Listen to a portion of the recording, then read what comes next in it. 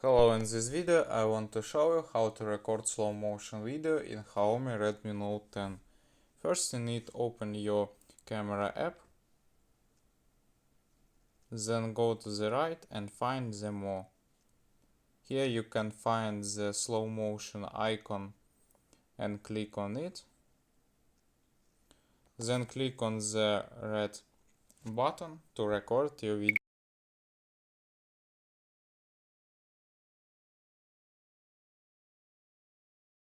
Square, and then you record slow motion video in Xiaomi Redmi Note 10. This all. Goodbye.